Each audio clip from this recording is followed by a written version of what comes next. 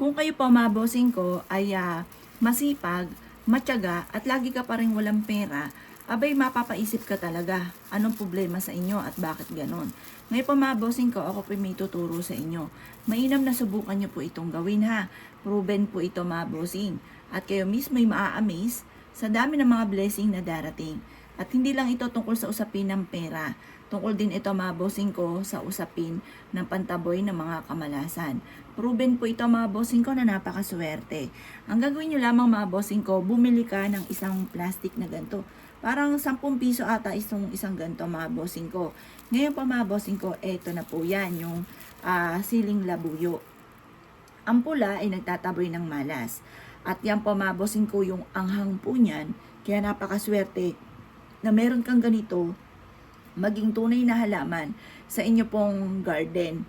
Maswerte kasi mga bossing ko ang sili.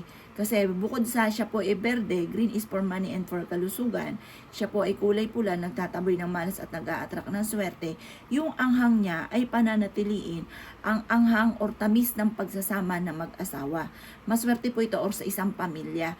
Kung parang lagi nagkakaroon ng pagtatalo sa loob ng inyong tahanan, ang anak ninyo pasaway, ang karelasyon ay nanlalamig na sa inyo, ganoon din pasaway din, may mga bisyo na hindi maiwasan, matigas ang ulo, subukan nyo po ito. Pero syempre mga bossing ko, hindi natin pinupwersa na gawin nyo po ito. Kung ikay may alinlangan, ayaw nyong gawin, huwag nyong pipilitin ang sarili. Kasi dapat, ang lahat ng mga pampaswerte, yung naniniwala ka at gusto nyo po siyang gawin mga boss. Ngayon po mga bossing ko, ito yung ating sili. Ang gagawin nyo lamang mga bossing ko, pagdating sa ganito, pero mas maganda, meron kayong tunay na halaman nito ha. Ngayon po, kumuha kayo ng isang malinis na papel. Sa malinis na papel, mga bossing ko, ay isusulat nyo ang lahat ng gusto ninyo na maganap sa buhay ninyo.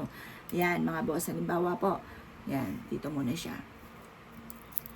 Halimbawa, mga bossing ko, mag-wish ka muna.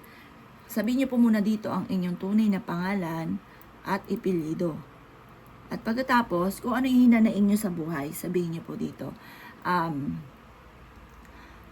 gusto ko na mawala na. Gusto ko na mawala na ang aking karamdaman.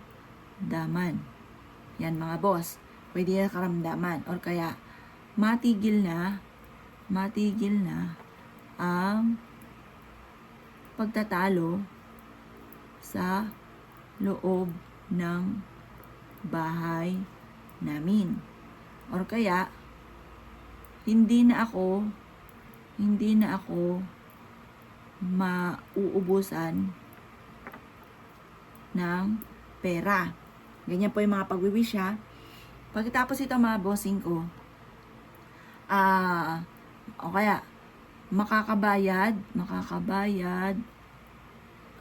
na ako sa lahat ng utang ko at hindi na ako kailanman mangungutang. O yan mga boss. Pagtapos na po kayo mag-wish, basta lahat na po i-wish po ninyo, ilagay nyo po ito mga bossing ko yung ating sili. Tupiin nyo po ito at isabit nyo po ito sa may main door po ninyo or sa may bintana po ninyo or kaya tupiin nyo to at isiksik sa may altar po ninyo. Proven po ito mga bossing. Ngayon po, kapag gumawa ka ng ganito, isisikreto nyo na lang. Kasi once may nakakaalam, nauudlot ang swerte. Once may nakakaalam, hindi nagkakatotoo kaagad ang inyong kahilingan. Bagamat na magkakatotoo po yan, pero matagal. Gusto natin agad-agad, lalo na kung may babayaran kang utang, wala kang pera, lagi may mga pagtatalo, nako, yan ang mga nakaka-stress na kaganapan. Ngayon, kung ikinaniwala at naisyo po itong gawin, subukan nyo na po ito at huwag ka na magpatumpik-tumpik pa. Proven po ito na napakaswerte. Kaya kung ikinaniwala, siya. Good luck po sa inyo po lahat!